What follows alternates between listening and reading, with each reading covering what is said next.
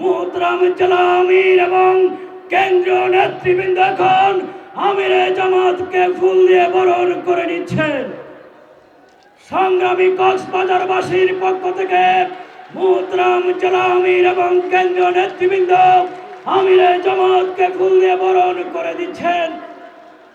সংগ্রামী কক্সবাজারবাসী, আজকের এই সম্মেলন